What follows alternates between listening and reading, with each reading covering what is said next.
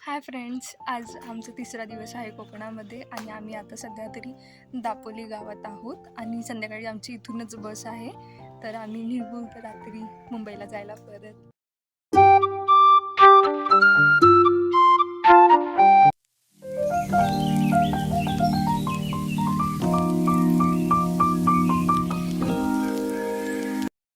It was at this moment that he knew.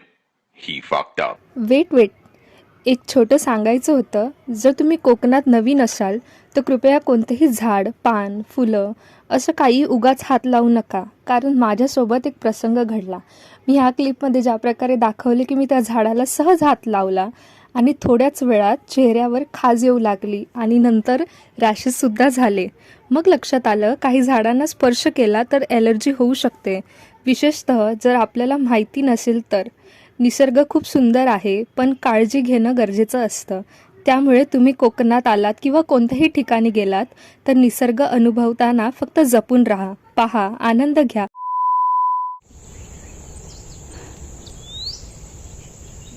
मी करवंद तोडायला आलो होतो, पण करवंद तोडता तोडता आम्ही खूप पुढे निघून आलो. म्हणजे ऑलमोस्ट आम्ही डोंगराच्या वरती आलो आहे आणि एवढा छान व्ह्यू आहे ना इथे.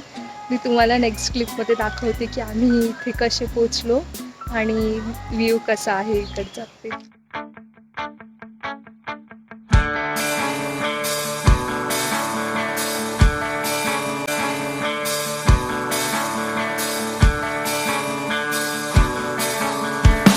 वाटतं इथे खूप छान असं वातावरण आहे. काका फिरवतात आम्हाला.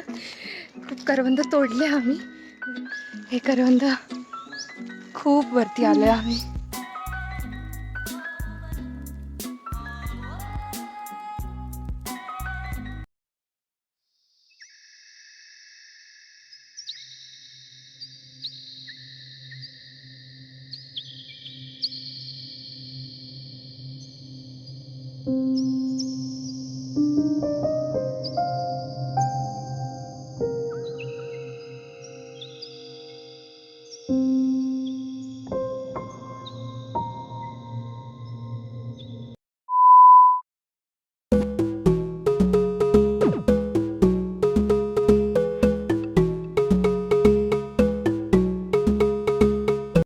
तर मित्रांनो, हा होता आमचा कोकण प्रवास. खूपच खास, साधा पण मनाला भिडणारा.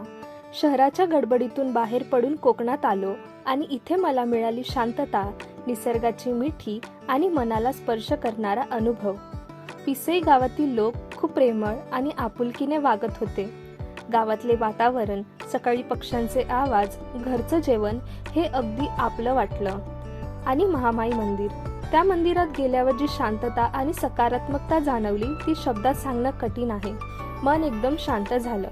या सगळ्या अनुभवामागे एक खास व्यक्ती आहे, ती म्हणजे माझी मैत्रीण अक्षता. तिने मला तिच्या गावाला नेलं आणि इतकं सुंदर आणि खास कोकण दाखवलं. हा प्रवास माझ्यासाठी केवळ एक ट्रिप नव्हती, हा अनुभव होता. जर हा ब्लॉग तुम्हाला आवडला असेल तर नक्की लाईक करा, कमेंट करा आणि माझ्या चॅनलला सबस्क्राईब करायला विसरू नका.